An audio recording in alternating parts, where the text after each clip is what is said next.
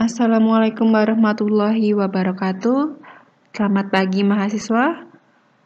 Pada mata kuliah Ekonomi Lingkungan Sumber Daya Alam kali ini, kita akan belajar mengenai peninjauan ekonomi dan problematika lingkungan.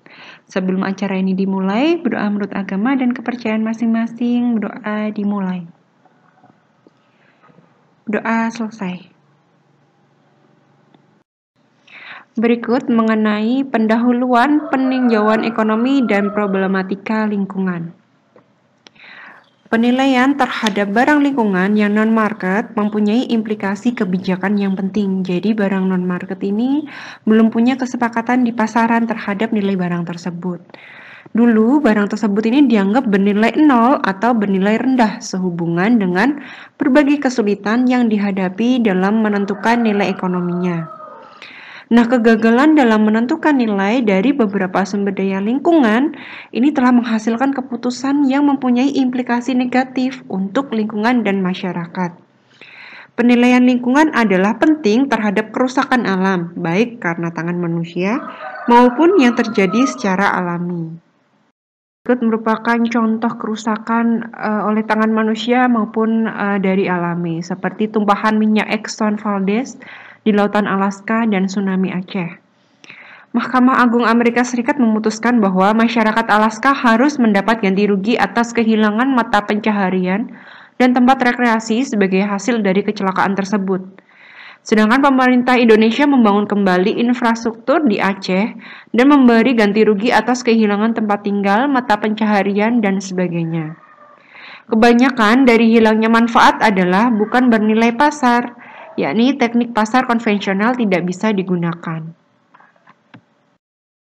Bahwa kita tahu peranan sumber daya alam dan lingkungan itu sangat besar untuk kebutuhan manusia dan juga untuk penunjang ekonomi. Nah, ada 3 peranan utama sumber daya alam dan lingkungan sebagai pendukung kegiatan ekonomi. Yang pertama adalah penyediaan bahan baku. Yang kedua, sumber daya alam ini menerima sisa produksi atau konsumsi dari limbah. Yang ketiga adalah sebagai penyangga kehidupan. Implikasinya, yang pertama adalah tanpa sumber daya alam dan lingkungan, sistem ekonomi tidak akan berjalan. Yang kedua, pembangunan ekonomi harus berkelanjutan dan ramah lingkungan atau intergenerational dan intragenerational equity. Yang ketiga, manfaat atau benefit melebihi korban atau biaya atau cost untuk kesejahteraan umat manusia dan menguntungkan semua pihak tanpa satupun dirugikan atau Pareto efisien. Gambar di sini tertampilkan bencana Indonesia 2021. Ini data dari BNPB sebagai kejadian bencana alam tanggal 1 Januari sampai 26 Januari 2021. Jadi di sini tertampil ya 25 hari di bulan Januari ini Indonesia pernah mengalami gempa bumi, ada karhutla, ada banjir, tanah longsor, puting beliung, gelombang pasang dan abrasi, dan lain sebagainya. Jadi ada 185 meninggal dunia, ada 8 hilang, ada yang 1,5 juta jiwa lebih ya menderita dan mengungsi, ada 2.779 luka-luka, dan juga di sini ada dampak kerusakan bencana alam tahun 2021. Ini ada rumah rusak, fasilitas rusak begitu ya. Jadi banyak sekali kejadian yang dapat menyebabkan kerugian material ataupun hilangnya nyawa. Nah, dari terlihat dari bencana Indonesia tahun 2021 selama 25 hari ini, apakah berbagai bencana ini bisa diakibatkan dari terlampauinya daya dukung dan daya tampung lingkungan? Gambar di sini merupakan berbagai dampak negatif dari pemanfaatan sumber daya alam, yakni pembalakan liar, lalu ada juga kebakaran hutan dan lahan, dan juga ada tanah longsor begitu ya. Dari berbagai manfaat yang alam berikan, kita mengambil secara tidak arif yang melampaui daya dukung daya tampungnya, sehingga hal ini dapat mengakibatkan berbagai dampak negatif kerusakan yang pada alam. Gambar berikut juga masih sama, berbagai dampak negatif pemanfaatan dari sumber daya alam, yakni ketika hujan deras sedikit saja bisa dapat menyebabkan banjir ya, karena tampungannya pada sungai ataupun daerah resapan airnya sudah tidak baik begitu. Dan juga banyak sekali berbagai macam sampah ya ataupun sumbatan-sumbatan pada sebenarnya itu merupakan instalasi aliran air yang masuk ke sungai ataupun nanti berakhir ke muara dan ke laut, tapi banyak terkendala begitu. Dan juga ada berbagai bencana yang diakibatkan oleh alam, misalnya dari abrasi ya, dari laut ke daratan begitu. Jadi hal ini merupakan salah satu hal yang dapat disebabkan karena pemanfaatan sumber daya alam yang melampaui batas. Bahwa kita tahu manusia ini tidak bisa mensintetis makanannya sendiri, jadi kita ini sangat-sangat membutuhkan sumber daya alam untuk mencukupi kebutuhan hidup kita dan juga pastinya untuk kebutuhan hidup makhluk lain.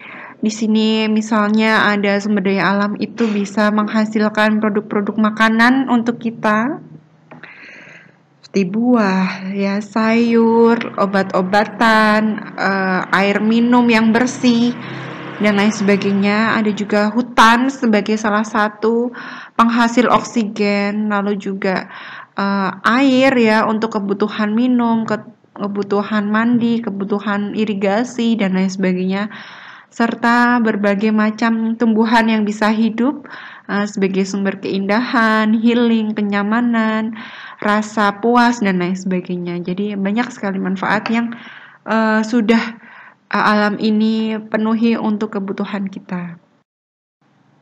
Masih sama, ini berbagai manfaat sumber daya alam. Contohnya, ternyata hutan itu tidak hanya bisa dimanfaatkan kayunya, tapi bisa hasil hutan non-kayu. Ini contohnya ada madu hutan. Jadi mereka ini, si lebah ini bisa menghasilkan madu yang pastinya menjadi sumber energi ataupun sebagai obat manusia begitu untuk meningkatkan vitamin yang kita butuhkan. Jadi sangat banyak yang bisa dimanfaatkan, bukan hanya kayunya saja, tapi hasil hutan non kayu yang alam bisa berikan, ya makhluk hidup yang lain bisa menyediakan untuk kita sebagai manusia. Nah, kita perlu tahu ya, untuk identifikasi manfaat dan biaya sumber daya alam dan lingkungan merupakan salah satu kunci dari penilaian suatu nilai ekonomi pada sumber daya. Ini salah satu contohnya ada sumber daya hutan. Di situ dia bisa menyediakan tadi ya kayu dan hasil hutan non kayu atau biasa disingkat dengan HHNK.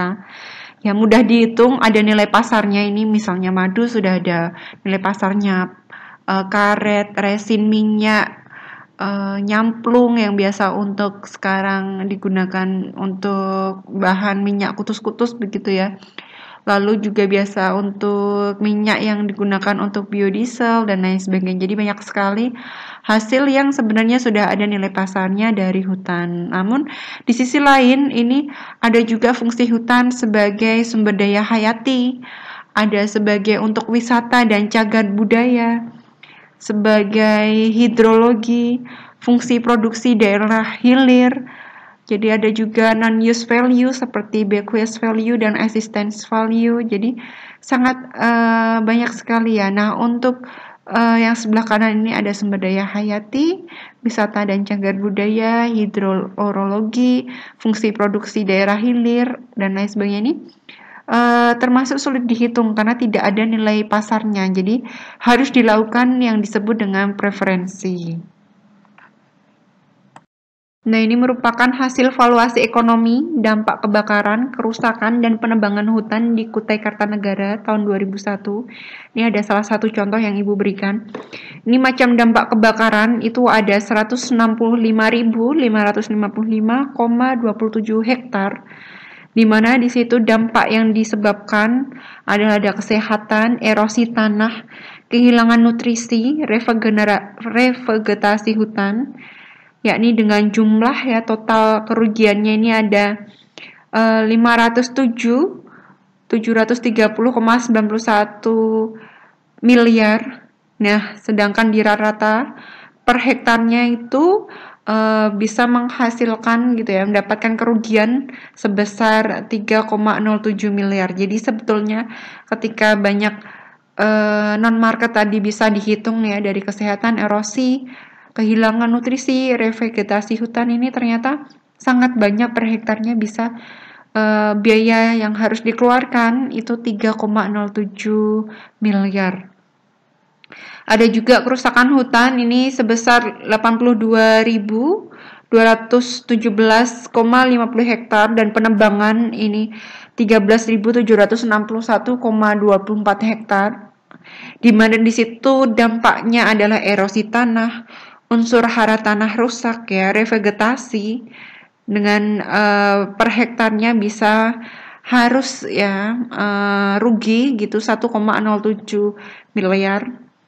Sedangkan dari dampak tersebut dari kebakaran dan kerusakan hutan serta penebangan itu ternyata jumlahnya sangat tinggi, yakni 4,14 miliar per hektar dari dampak yang dihasilkan dari kerusakan lingkungannya.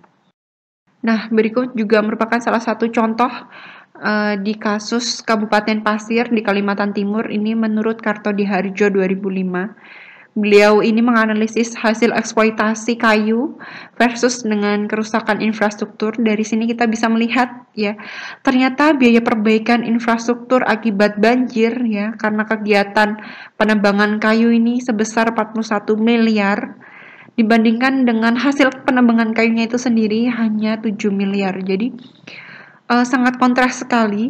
Di sini ada 6 kali lipatnya bahkan dari hasil penebangan kayu. Jika bisa kita ukur begitu biaya perbaikan infrastruktur ya karena banjir yang diakibatkan oleh penebangan kayu. Nah, berikut merupakan kemampuan reboisasi, rehabilitasi, dan hutan tanaman industri pada luas lahan kritis sebesar 23.242.881 hektar ini tahun 2000 dan degradasi sekitar 3 juta hektar per tahun. Jadi kalau dilihat di sini satuannya ada 1.000 hektar. Jadi reboisasi itu digambarkan dengan warna kuning dan pembangunan hutan tanaman industri itu digambarkan dengan warna biru. Jadi di situ terjadi adanya pembangunan untuk reboisasi dan juga untuk pembangunan hutan tanaman industri. Ya, totalnya itu masih dari total keseluruhan per tahunnya bersifat dinamis nih ya, naik turun begitu. Hingga hasilnya ini apakah perolehan pemerintah dari pengusaha hutan tidak mampu untuk membangun hutan. Nah, ini merupakan salah satu ketidakcermatan dalam menentukan nilai sumber daya alam. Dari pemaparan sebelumnya, ini terdapat isu strategis yang perlu kita perhatikan, ya. Yang pertama adalah depresi ini perlu diperhitungkan, degradasi perlu ada biaya rehabilitasi, manfaat harus melebihi yang dikorbankan. Yang kedua adalah tanpa memperhitungkan depresi dan ongkos rehabilitasi serta nilai ekonomi total atau net secara holistik ya. Sumber daya alam ini cenderung dihargai murah ya, tidak mencerminkan kelangkaan sehingga dapat menyebabkan overconsuming, overexploitasi dan terdegradasi serta lain sebagainya. Sehingga prioritas perhatian ditujukan kepada sektor yang dapat menghasilkan pendapatan asli daerah atau PAD, bukan pada nilai kepentingan keberadaan sumber daya alam. Hal ini dapat menyebabkan likuidasi atau merger sektor tidak produktif, sehingga alokasi dana untuk pengelolaan sumber daya alam dan lingkungan hidup tidak memadai, akselerasi eksploitasi sumber daya alam, dan juga dapat menyebabkan disinsentif bagi kegiatan konservasi. Nah, ini juga diperlukan biaya eksternal ya, karena beberapa hal ini biaya eksternal belum dihitungkan, sehingga perlu dilakukan internalisasi biaya eksternal. Di situ kemarin sudah belajar biaya eksternal positif dan negatif. Dan juga yang kelima ini perhitungan nilai ekonomi sumber daya atau economic resources valuation dapat dijadikan alat untuk menaksir depresi, biaya rehabilitasi, analisis biaya dan manfaat secara holistik belum sepenuhnya dipahami. Jadi perlu adanya penguatan kemampuan ataupun pengetahuan pada dinas dan instansi untuk menghitung nilai ekonomi sumber daya. Nah, jika kita cermati gambar tabel ya yang tersedia di gambar ini, kita bisa melihat bahwa eksternalitas dari dampak lingkungan yang tidak dimasukkan dalam biaya pada akhirnya akan muncul sebagai beban biaya lingkungan di kemudian hari. Beban tersebut ini ditanggung oleh keseluruhan komponen termasuk manusia dengan nilai lebih tinggi daripada yang telah diinternalisasikan.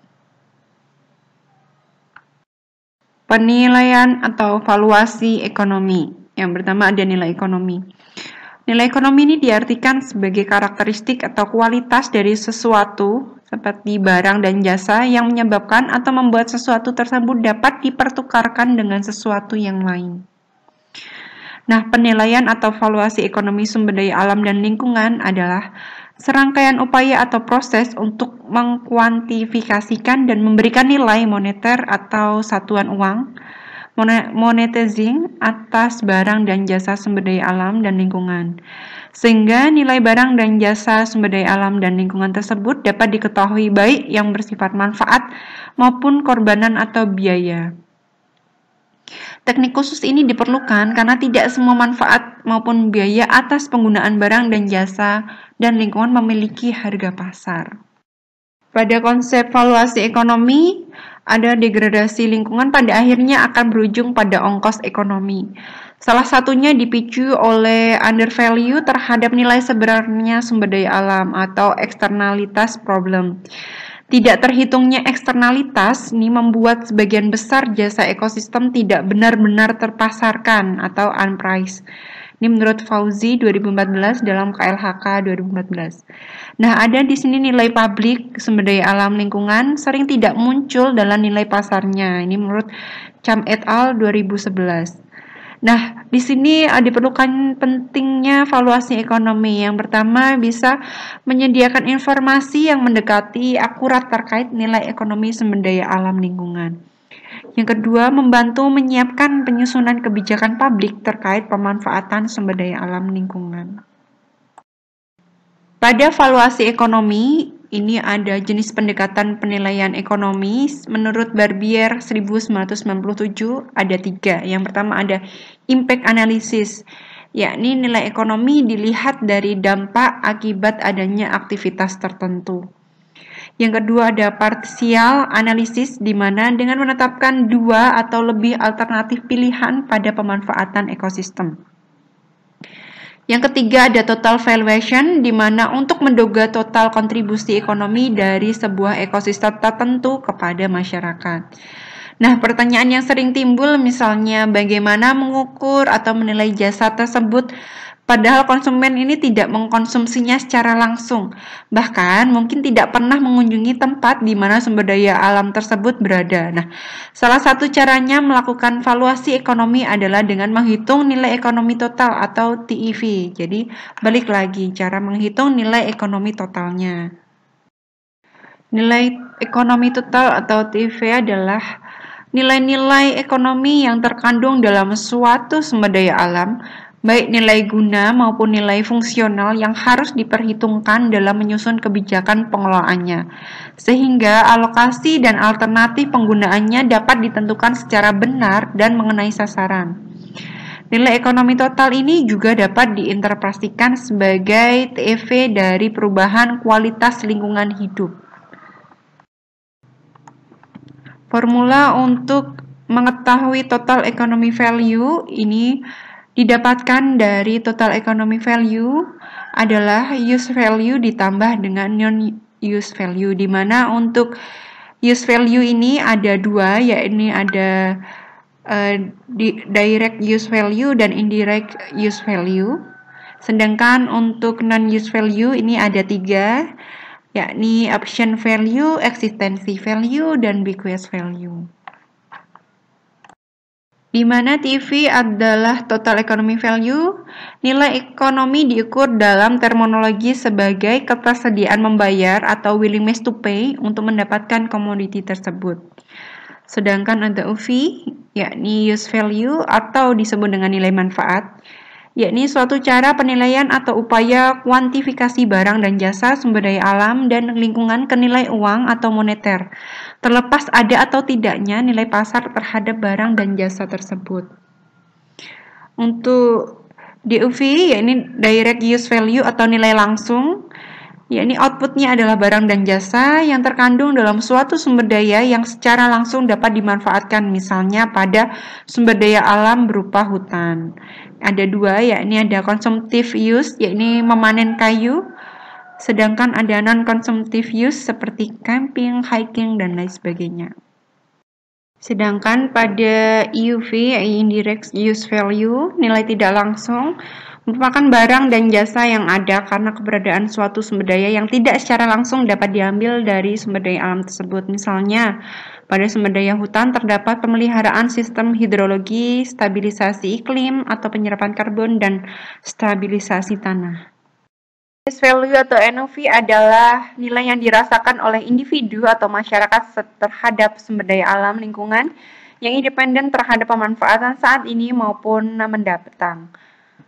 Nah, NOV ini dapat dibagi atas 3. Tadi ya, ada option value, ada existency value, dan bequest value. Untuk option value, ya ini mengukur willingness to pay atas penggunaan alternatif pilihan saat memanfaatkan sumber daya alam. Nah, manfaat yang disimpan atau dipertahankan untuk kepentingan yang akan datang dalam satu generasi manusia. Ini misalnya perlindungan keanekaragaman hayati, sumber daya genetik, perlindungan spesies, dan keragaman ekosistem. Yang kedua ada eksistensi value yang mengukur willingness to pay dalam rangka menjaga keberadaan sebuah sumber daya alam.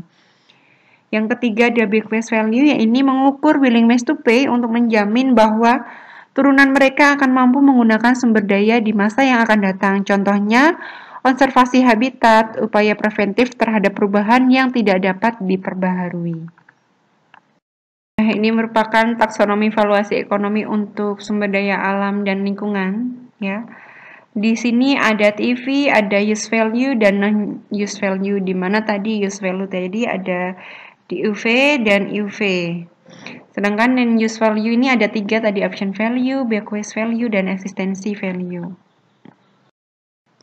Ada berbagai macam metode perhitungan nilai ekonomi sumber daya alam dan lingkungan. Nah, berikut yang Ibu bisa tampilkan. Yang pertama ada metode nilai kontingensi atau CVM, yakni melakukan survei langsung untuk mengetahui willingness to pay seseorang dalam mendapatkan manfaat, atau bisa mengetahui willingness to accept untuk memperoleh kompensasi atas kerusakan lingkungan. Nah, ini aspek yang dihitung adalah manfaat dan biaya. Yang kedua ada metode biaya perjalanan atau biasa disebut dengan TCM. Nah, biaya perjalanan sebagai pembelanjaan seseorang untuk menikmati aset lingkungan dijadikan dasar estimasi kurva permintaan. Yang aspek yang dihitung adalah biayanya saja. Untuk metode harga hedonik atau HPM adalah mengukur kualitas jasa lingkungan sumber daya alam melalui penelaah langsung harga barang mengganti pada kondisi lingkungan yang berbeda. Ini yang dihitung adalah manfaatnya. Ada metode dosis respon, yakni menghitung nilai kerugian ekonomi pencemaran terhadap manusia, hewan atau tumbuhan dengan metode harga pasar atau harga bayangan. Ini aspek yang dihitung adalah biaya. Untuk metode biaya penggantian, ini ada juga menilai biaya penggantian atau perbaikan atau rehabilitasi dari sumber daya alam dan lingkungan yang dimanfaatkan. Aspek yang dihitung adalah biayanya. Yang selanjutnya ada metode perilaku peredaan, yakni diobservasi dalam konteks polusi, misalnya untuk mengurangi dampak kebiasingan orang membeli insulator. Biaya tersebut ini dijadikan dasar untuk mendekati manfaat pengurangan dari kebisingan. Yang aspek yang dihitung adalah biaya. Yang terakhir ada biaya terluang, yakni opportunity cost, seperti menghitung seberapa besar kerugian atau manfaat dari suatu pemanfaatan alternatif. Nah, ini ada aspek yang dihitung, ada manfaat dan biaya. Berikut merupakan valuasi ekonomi, yaitu willingness to accept. Willingness to accept atau WTA adalah besarnya kemauan seseorang untuk menerima ganti rugi yang biasa disebut dengan dana kompensasi dikarenakan adanya pengurangan jasa-jasa lingkungan yang diterimanya akibat aktivitas pihak lain. Nah, willingness to pay atau WTP menunjukkan nilai maksimum yang bersedia dibayarkan oleh konsumen dari peningkatan kualitas sebuah produk atau nilai maksimum yang bersedia dikeluarkan seseorang terhadap suatu sumber daya. Nah, WTP ini juga menunjukkan bahwa penilaian terhadap barang dan jasa didasarkan pada perilaku yang teramati atau terungkap dari seseorang terhadap pilihan yang dilakukan. Pendekatan WTP sering juga dikatakan sebagai pendekatan yang melacak atau disebut dengan jejak pasar atau market footprint dari komoditas yang tidak terpasarkan. Ini menurut Russell 2001. Baik, selanjutnya WTP atau willingness to pay, ketersediaan orang untuk membayar itu ada dua jenis. Yang pertama ada travel cost method atau TCM. Nah, TCM ini digunakan untuk mendapatkan nilai kegunaan atau UV. Nah, TCM merupakan metode penilaian yang digunakan untuk menilai komponen biaya perjalanan, misalnya ke tempat rekreasi yang dikeluarkan oleh seseorang, yakni pengeluaran individu untuk perjalanan. Yang kedua ada contingent valuation method atau CVM. Nah, CVM ini merupakan metode yang digunakan untuk mengukur nilai non-pemanfaatan pada sumber daya dan kawasannya atau disebut dengan nilai keberadaan. Nah, CVM ini digunakan untuk mendapatkan nilai bukan kegunaan atau NUV. Jadi perbedaannya ketika TCM itu menggunakan nilai kegunaan, untuk CVM menggunakan nilai bukan kegunaan. Travel Cost Method atau TCM. TCM merupakan metode pengukuran secara tidak langsung terhadap barang dan jasa yang memiliki nilai pasar, dengan mengasumsikan bahwa pengunjung pada suatu tempat wisata menanggung biaya ekonomi dalam bentuk mengeluarkan biaya perjalanan dan waktu untuk mengunjungi suatu tempat. Salah satu pendekatan awal yang dipakai para ekonom lingkungan untuk menaksir demand atas manfaat lingkungan adalah sebuah metode menggunakan biaya perjalanan sebagai pengganti harga. Perjalanan membutuhkan biaya. Nah, kegiatan ini membutuhkan waktu dan biaya. Dengan menggunakan biaya perjalanan ini sebagai harga yang harus dikeluarkan orang untuk menikmati keindahan alam lingkungan, kita dapat memperkirakan sebuah fungsi demand untuk memanfaatkan sebuah lingkungan. Dengan menggunakan data biaya perjalanan yang dikeluarkan oleh sejumlah besar orang, dapat membangun sebuah asumsi untuk agregat harga yang orang bersedia keluarkan atas sejumlah kondisi alam tertentu. Nah, pada metode ini pula, biaya konsumsi untuk barang lingkungan akan dimasukkan biaya perjalanan, retribusi masuk kawasan, dan juga pengeluaran-pengeluaran lain di tempat tujuan. Nah, pada travel cost method ini ada keunggulannya, yakni dapat mengestimasi besarnya surplus konsumen. Yang kedua adalah hasil perhitungan manfaat berdasarkan tingkah laku pasar yang dapat diteliti dengan jelas. Keterbatasan pada metode travel cost, yakni TCM tidak dapat digunakan untuk menilai non-use value. Yang kedua, kunjungan ke lokasi yang tertentu bisa jadi hanya bersifat musiman. Oleh karena itu, hasil survei bisa dibiaskan kecuali jika hal tersebut diselenggarakan atas periode yang lama. Yang ketiga, masyarakat yang tinggal di dekat lokasi mungkin hanya mengeluarkan biaya yang rendah atau nol. Dengan asumsi biaya perjalanan merefleksikan nilai rekreasi tidak selalu benar. Yang keempat, ketiadaan lokasi substitusi yang dekat. Ini menyebabkan tetap harus pergi ke suatu lokasi walaupun lokasi tersebut memberikan nilai yang rendah. Yang kelima, TCM menganggap bahwa biaya perjalanan seperti biaya bensin adalah determinan yang utama dari penilaian lokasi rekreasi. Bagaimanapun, ada faktor lain juga yang berpengaruh terhadap demand rekreasi, misalnya waktu perjalanan adalah opportunity cost karena waktu yang dihabiskan dalam perjalanan tidak dapat tersedia untuk melakukan hal yang lain. WTP yang kedua, yakni kemampuan orang untuk membayar adalah metode Contingent Valuation Method atau CVM. Nah, pendekatan yang tepat untuk memperkirakan kebersediaan membayar untuk menghitung jasa-jasa lingkungan atau fungsi ekonomi yang dianggap tidak menerima nilai guna. Nah, ini digunakan contingent valuation. Didasarkan pada ide sederhana bahwa jika kita ingin mengetahui berapa nilai yang bersedia dikeluarkan oleh orang untuk mencapai kondisi lingkungan tertentu, kita dapat menanyakan kepada mereka. Metode ini disebut contingent valuation karena metode ini mencoba mendorong orang untuk mengungkapkan apa yang mereka lakukan jika mereka ditempatkan pada kondisi kontingen tertentu. Misalnya pada nilai jasa kebersihan lingkungan, nilai kerugian atas kemacetan transportasi, nilai kerugian banjir karena kerusakan lingkungan. Nah, ini kan merupakan beberapa biaya yang sulit diukur dari sudut pandang ekonomi. Nah, studi contingent valuation ini digunakan untuk mempelajari banyak faktor lingkungan, yakni dari kualitas udaranya, nilai keindahan alam, kualitas kondisi pantai, misalnya, ataupun perlindungan spesies liar. Contingent Valuation Method atau CVM, ya ini ada tujuannya untuk menghitung nilai harga atau penawaran yang mendekati keadaan yang sebenarnya jika pasar dari barang-barang tersebut benar-benar ada. Nah, ini ada beberapa persyaratan CVM. Yang pertama, pasar hipotetik yang digunakan harus memiliki kredibilitas dan realistis. Yang kedua, alat pembayaran yang digunakan dan atau ukuran kesejahteraan terhadap dwelling waste to pay sebaiknya tidak kontroversial dengan etnik di masyarakat. Yang tiga, responden sebaiknya memiliki informasi yang cukup mengenai barang lingkungan yang dimaksud dalam kuesioner dan juga alat pembayaran untuk permintaan mereka. Yang empat, jika memungkinkan, ukuran willingness to pay ini sebaiknya dicari karena responden sering kesulitan dengan menentukan nilai nominal yang ingin mereka berikan. Yang kelima, diperlukan sebuah pengetahuan dengan pasti jika contoh memiliki karakteristik yang sama dengan populasi dan menyesuaikan sesuatu yang diperlukan.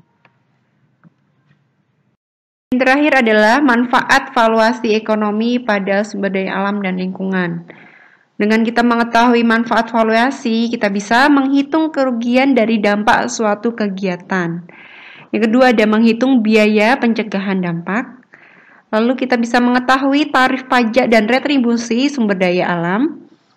Kita bisa mengetahui tarif atau tiket masuk pada taman nasional, rekreasi, dan lain sebagainya. Kita juga bisa mengetahui kompensasi yang harus dibayar oleh pembuat kerusak lingkungan. Dan juga alokasi investasi atau dana. Nah, ini untuk tujuannya pengelolaan yang berkelanjutan. Ada juga sebagai analisis biaya manfaat suatu proyek, misalnya AMDAL yang seharusnya diperluas. Yang terakhir, dengan manfaat valuasi ekonomi, kita bisa perhitungkan neraca sumber daya alam. Faktor-faktor yang mempengaruhi pendugaan nilai ekonomi sumber daya alam dan lingkungan, yakni ada potensi manfaat sumber daya alam dan lingkungan secara holistik, bukan hanya spot-spot saja. Yang kedua ada persepsi masyarakat, lokal, regional, global terhadap manfaat sumber daya alam dan lingkungan. Yang ketiga ada hak-hak pemilikan atas sumber daya alam. Yang keempat adalah pengetahuan masyarakat atas manfaat sumber daya alam dan lingkungan.